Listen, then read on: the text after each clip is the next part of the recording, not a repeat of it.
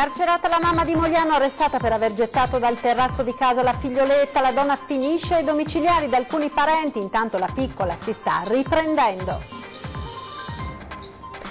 Parla l'uomo che ha visto la bambina cadere, che per primo l'ha soccorsa. Non dimentico i suoi occhi pieni di paura, dice: andrò a trovarla all'ospedale e le regalerò un orsacchiotto. Schianto di Colfosco, giovedì pomeriggio i funerali della 18enne di Riese, vittima dell'incidente mortale di sabato notte. Indagati per omicidio stradale i conducenti delle vetture coinvolte.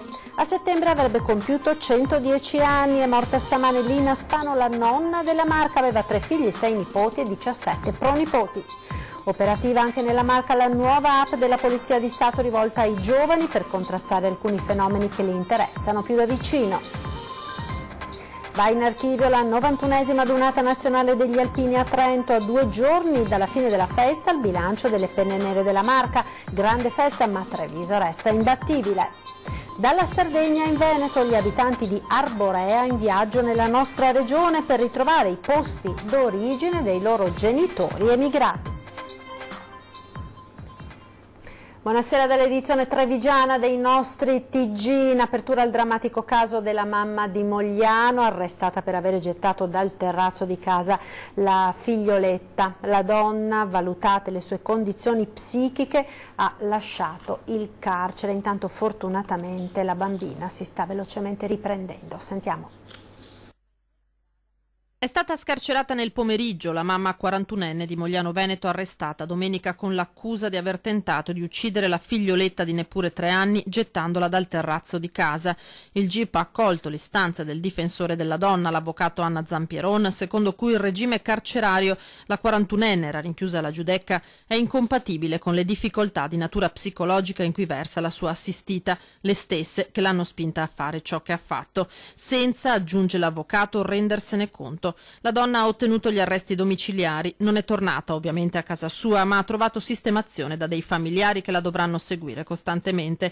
Prostrata, disperata per il gesto compiuto, ha voluto parlare davanti al giudice dimostrando il suo dolore e lo stato depressivo in cui è sprofondata, al punto da essere stata ripetutamente in cura per motivi psichiatrici. Uno stato di cui la famiglia è consapevole, tanto da essersi stretta attorno alla piccola, ma anche alla madre, per cercare di superare tutti insieme questo dramma. Il pubblico ministero ha chiesto al GIP di poter svolgere a breve un incidente probatorio per valutare le capacità dell'indagata al momento dei fatti. Intanto la bambina, ricoverata in chirurgia pediatrica al Cafoncello, si sta velocemente riprendendo e ieri ha ricevuto la visita delle suore della scuola materna che frequenta. Ci si adopera per farle superare i traumi fisici ma anche quello psicologico, così da ridurre al minimo i segni che questo episodio lascerà su di lei.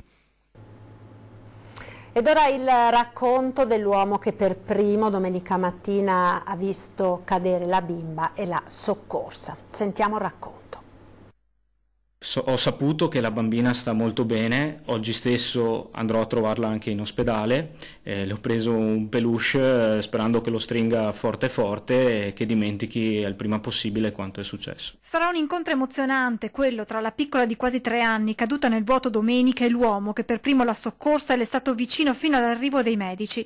Andrà in ospedale per sincerarsi che le condizioni della bimba siano buone e che possa presto tornare a casa per dimenticare quanto accaduto. Lui invece quegli istanti drammatici non potrà mai cancellarli. La scena della caduta è un qualcosa che mi sta già adesso girando all'interno della testa come un loop e sarà un ricordo indelebile piuttosto difficile da dimenticare. Domenica il ragazzo era andato a Mogliano a trovare i familiari per il pranzo. Si trovava nella stanza del fratello quando si è consumato tutto. Con la coda dell'occhio ho visto qualcosa di anomalo cadere dal piano superiore. Pensavo fosse caduto o un tappeto oppure un cuscino dal piano superiore. Nessun tonfo, nessun rumore, ma l'uomo insospettito si affaccia al balcone. Ho visto la bambina al piano inferiore, al piano terra, sul giardino, che iniziava a piangere. Il ragazzo mantiene il sangue freddo, dice al fratello di chiamare il 118 e di correre in strada per attendere l'arrivo dell'ambulanza, che in pochi minuti giunge sul posto insieme all'elicottero.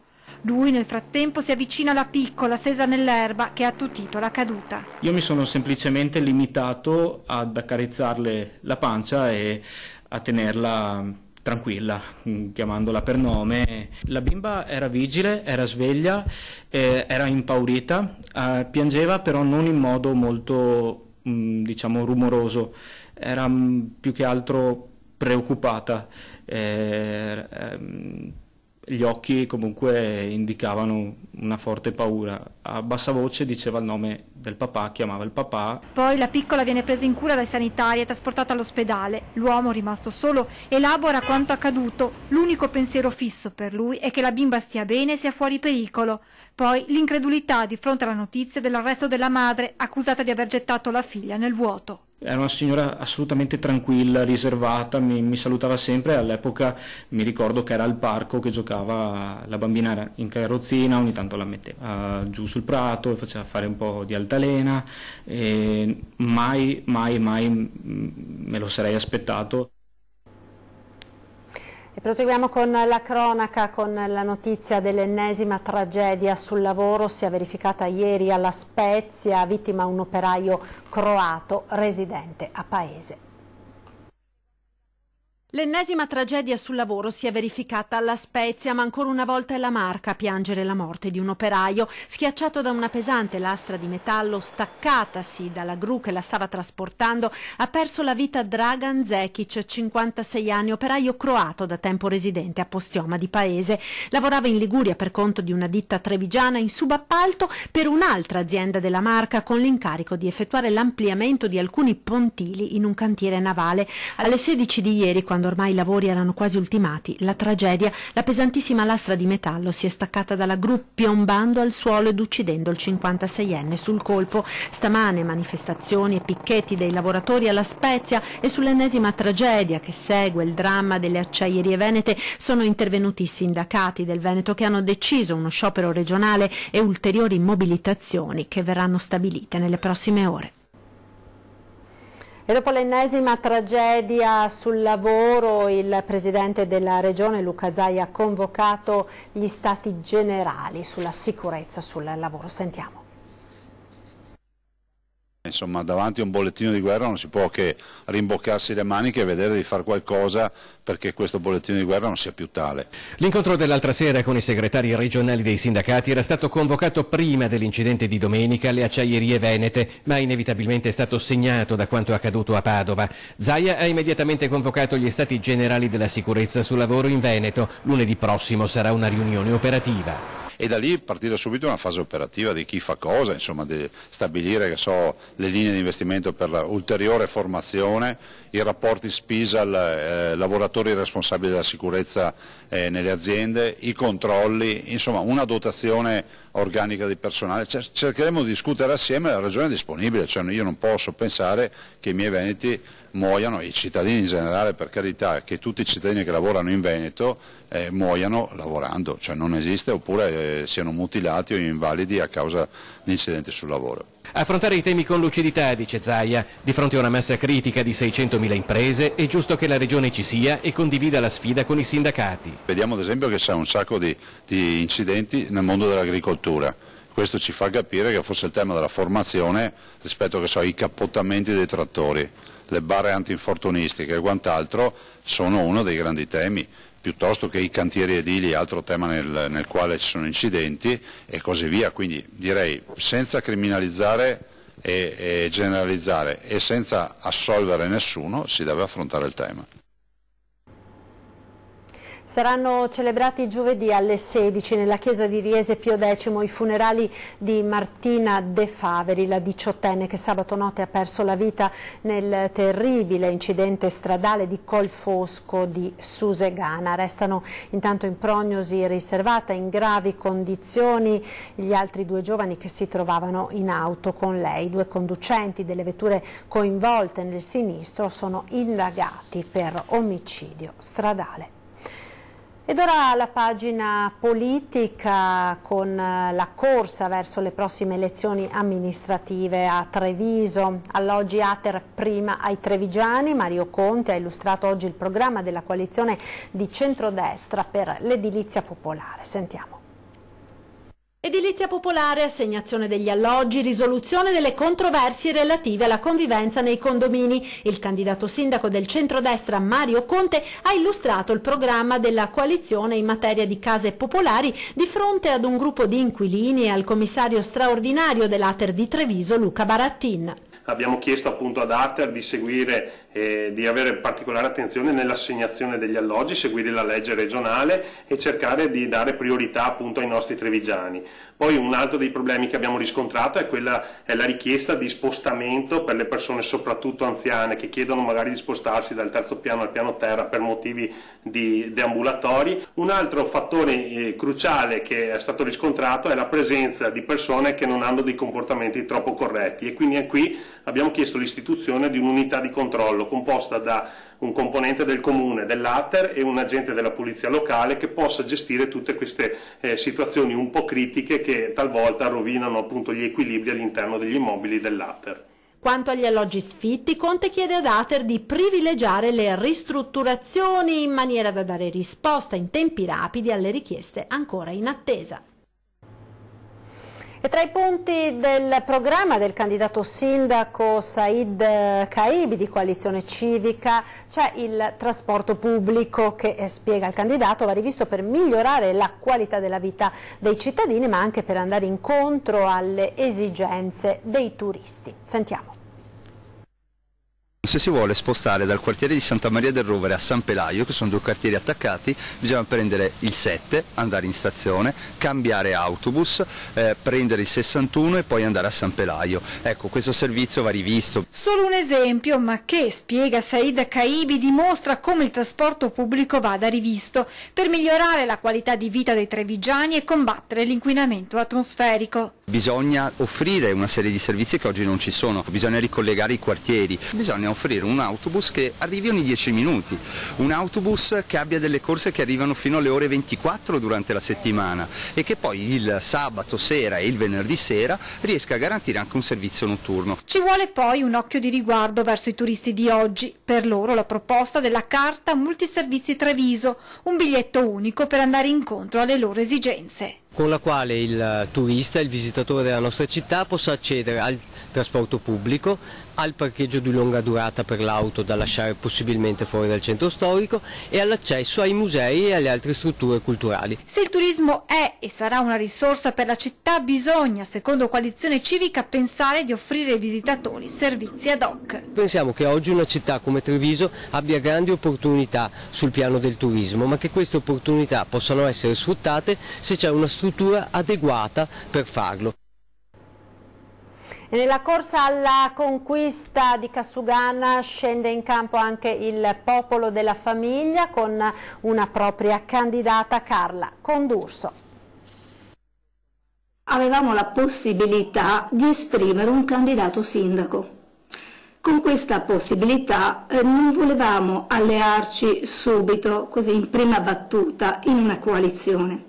Volevamo esporci da soli, con le nostre forze, proponendo la nostra identità in pienezza per quello che siamo. Il Popolo della Famiglia scende in campo per le amministrative a Treviso e punta su Carla Condurso, candidata a sindaco della città, 47 anni, avvocato canonista, candidata alle politiche di marzo. Carla Condurso è la seconda donna aspirante alla poltrona più alta di Cassugana, in nome del movimento di ispirazione cristiana che pone al centro del proprio programma la famiglia formata da un uomo e una donna legati dal matrimonio e quei valori definiti non negoziabili, il diritto alla vita ed il diritto dei figli ad avere un padre e una madre. Le nostre linee programmatiche sono molto semplici, alla portata di tutti e di buon senso. Da dove partiamo? Come immaginerete, dalla famiglia.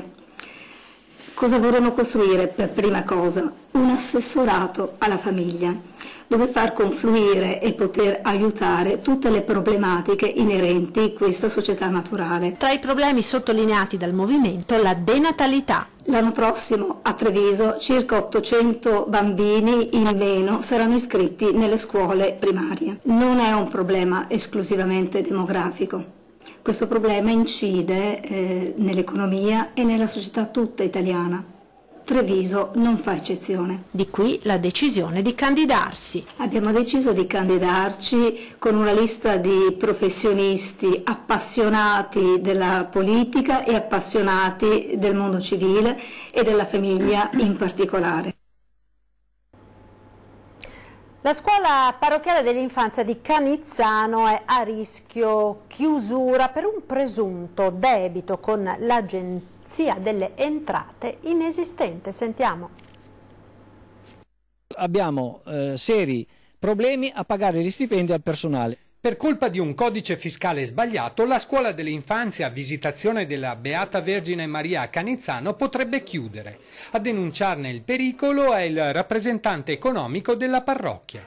Dove sta l'errore? Dove sta l'inghippo? L'inghippo è che l'Agenzia delle Entrate nel 2014 ci ha assegnato un nuovo codice fiscale, ma non ha collegato il vecchio codice fiscale col nuovo, ed ecco quindi che risulta una pendenza. Un errore tecnico che blocca di fatto i 50.000 euro che il comune di Treviso, come tutti gli anni, eroga alla scuola. Soldi necessari per pagare gli stipendi di 4 maestre e di 2 dipendenti addetti alla mensa, le spese dell'energia elettrica, il riscaldamento, l'acqua e il materiale didattico. Per ottenere il contributo non ci devono essere pendenze con l'Agenzia delle Entrate, ma ad oggi l'Agenzia dichiara un ammanco da parte della scuola di 3.400 euro. L'Agenzia delle Entrate ha fatto un errore sul codice fiscale, per cui non solo non abbiamo una pendenza di 3.500 euro, ma abbiamo un credito di 5.400 euro circa. Il comune di Treviso, per erogare i 50.000 euro alla scuola dell'infanzia, deve acquisire la documentazione di sgravio che solo l'Agenzia delle Entrate può erogare. Il 12 di aprile abbiamo presentato tutti i documenti all'Agenzia delle Entrate affinché ci fosse lo sgravio di quel debito nei confronti dell'Agenzia. L'Agenzia delle Entrate non ha ancora fatto nulla. Si è spenta la nonna della Marca, Manuela Lina Spano, avrebbe compiuto 110 anni il prossimo settembre. Era nata a Verona, aveva vissuto a Venezia e poi nella Marca tra Maser e Cornuda. Solo dopo la morte del marito si è trasferita in città a Treviso. Una vita tra le lettere, i telegrammi e le spedizioni, quella di Manuela Lina Spano, che ha sempre lavorato alle poste italiane. Come dirigente ha retto per molti anni le poste di Venezia, poi quelle di Cornuda. Lascia 3 figli, 6 nipoti e 17 pronipoti. Ci fermiamo ora per la pubblicità. A tra poco.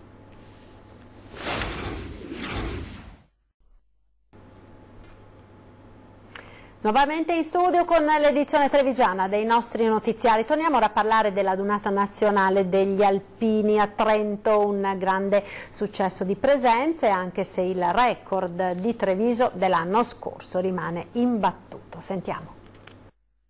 C'è questo straordinario, magnifico paesaggio veneto. Viste le presenze, viste le piazze come hanno riempite, sicuramente Treviso ha dato un qualcosa in più.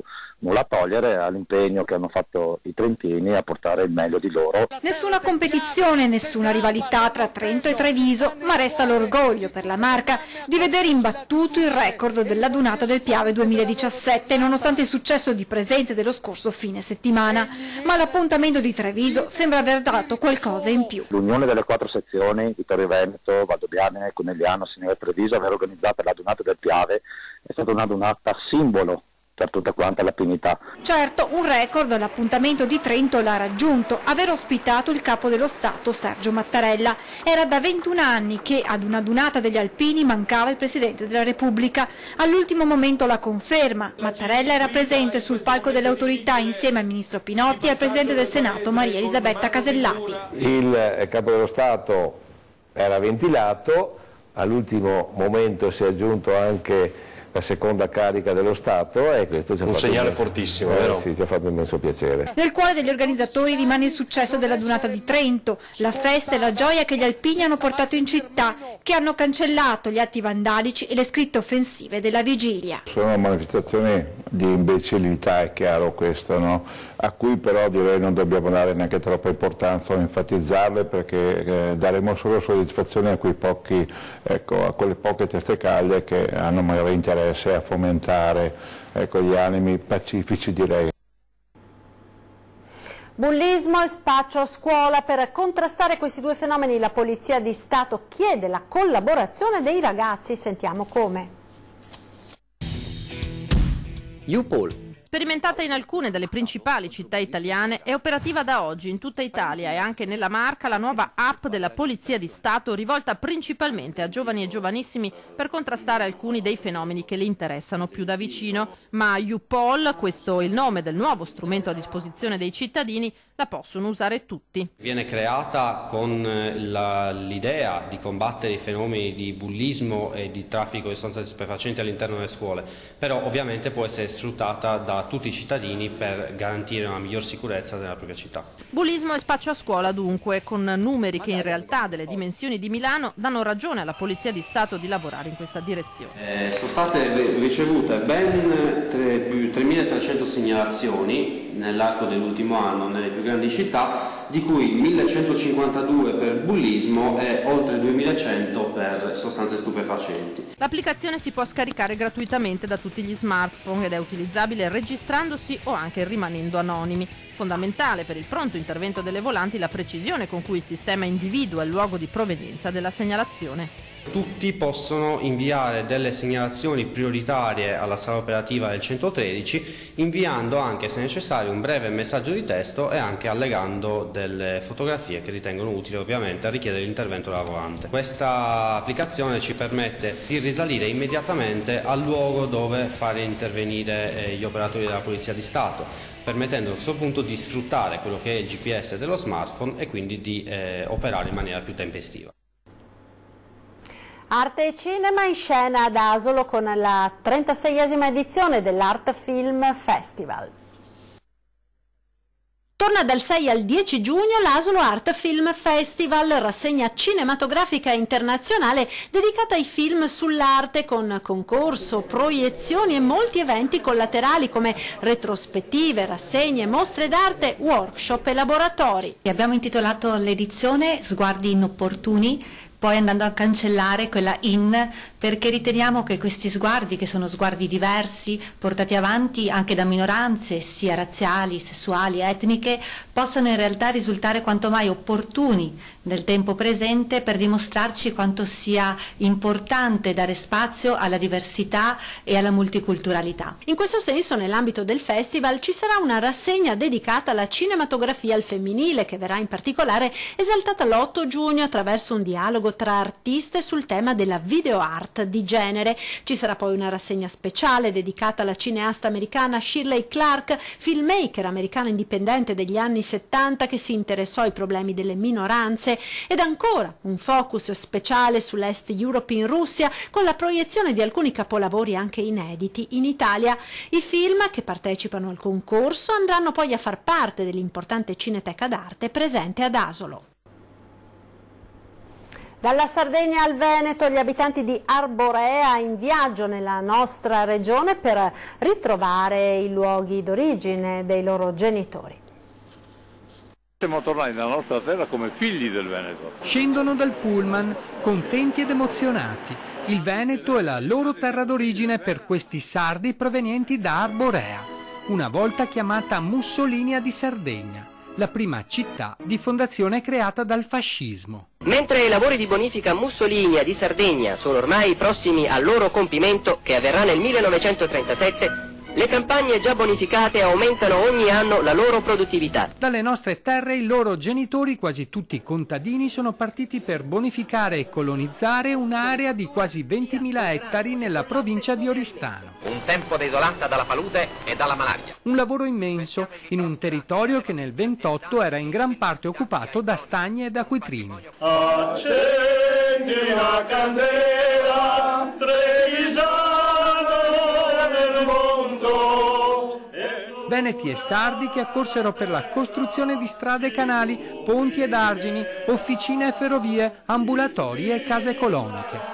Una sessantina di quei discendenti sono tornati a visitare i paesi d'origine dei loro cari. I miei genitori sono nati a Gorgo al Monticano. Quando mia mamma è arrivata in Sardegna si è messo a piangere perché il Veneto era verde e rigoglioso, la Sardegna era arida e secca. C'era niente e polenta, e polenta e niente, un po' qualcosa del genere, quindi sono stati anni durissimi per le nostre famiglie. È stata dura, però alla fine ne hanno raccolto i frutti di tanta fatica. Io dico, abbiamo raccolto i frutti, sì. Abbiamo un allevamento di circa 500 capi di bestiame, capito? Produciamo oltre 20.000 quintali di latte all'anno. Tornare qui in Veneto cosa significa per lei? Significa una cosa straordinaria. In Pisa la candela,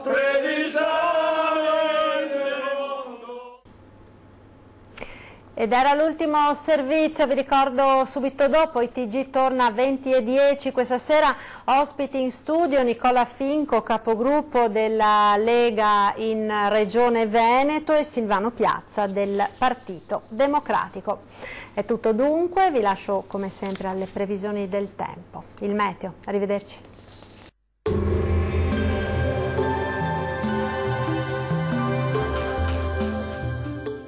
Tonus è il miglior negozio di calzature moda comoda. Qui troverete il più vasto assortimento di calzature Fratelli Tomasi. Eleganza e comodità, perché camminare è vivere.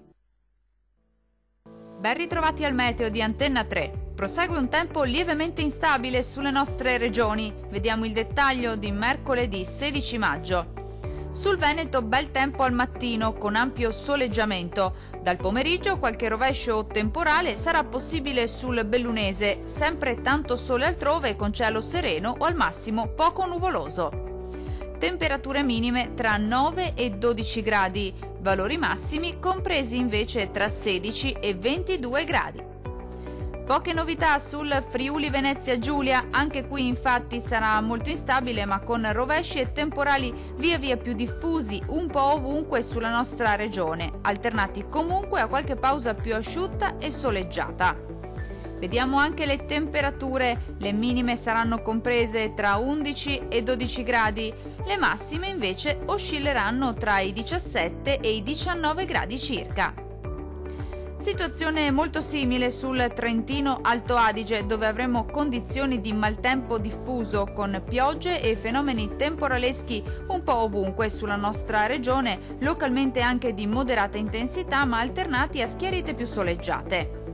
Temperature minime tra 9 e 10 gradi, valori massimi compresi invece tra 19 e 22 gradi circa.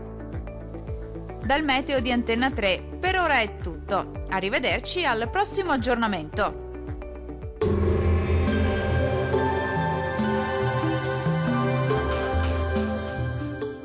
Tonus è il miglior negozio di calzature moda comoda. Qui troverete il più vasto assortimento di calzature Fratelli Tomasi. Eleganza e comodità, perché camminare è vivere.